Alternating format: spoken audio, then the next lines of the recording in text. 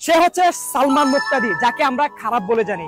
সেই ব্যক্তি সে একজন ব্যক্তি, সে ব্যক্তিগতভাবে সে যেই হোক, সে চোর হোক, সে বাটপার হোক, সে লুচ্চা হোক, সে যেই হোক, বাংলাদেশের আমরা জানি একজন কন্টেন্ট ক্রিয়েটর রয়েছে যার নাম সালমান মুক্তাদি। আমরা যাকে নিয়ে সবসময় ট্রোল করে আসছি, যাকে সবসময় ছোট করে আসছি, আজকে তাকে নিয়ে আমি কথা বলতে চাই। কারণ বাংলাদেশের বর্তমান ছাত্র সমাজের যে অবস্থা, এই অবস্থায় আমাদের একজন ব্যক্তি, একজন কন্টেন্ট ক্রিয়েটর পাশে এসে দাঁড়িয়েছে।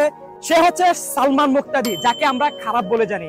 সেই ব্যক্তি সে একজন ব্যক্তি, সে ব্যক্তিগতভাবে সে যেই হোক, সে চোর হোক, সে বাটপার হোক, সে লুচ্চা হোক, সে যেই হোক, এই বর্তমান সিচুয়েশনে যে সালমান মুক্তাদি আমাদের ছাত্রদেরকে যেভাবে সাপোর্ট করতেছে, ফিজিক্যালি, মেন্টালি, তাদেরকে তার নিজের বাসায় রেখে তাদেরকে সাপোর্ট দিচ্ছে, টাকা পয়সা সবকিছু দিয়ে তাদের পাশে থাকতেছে কে?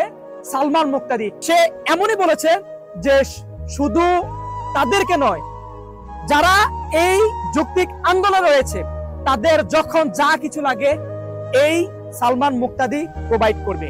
আমি তাকে আমার ব্যক্তিগত পক্ষ থেকে স্যালুট জানাই। কারণ ভাই, একজন মানুষের পরিচয় তখনই যখন একজন মানুষ বিপদে পড়বে আর সেই মানুষের পাশে গিয়ে আপনি দাঁড়াবেন। আপনার বড় পরিচয় যদি মানুষই হয়ে থাকে, তখনই আপনি মানুষ হবেন যখন মানুষের বিপদের সময় আপনার কাছে থাকবেন। সব সময় ভালোবাসা এবং দোয়া রইল যারা আমাদের এই বর্তমান ছাত্র সমাজের পাশে আছে, সব সময় কাজ করে যাচ্ছে, তাদের জন্য দোয়া এবং ভালোবাসা। সবাই ভালো থাকবেন, সুস্থ থাকবেন। আল্লাহ হাফেজ, আসসালামু আলাইকুম।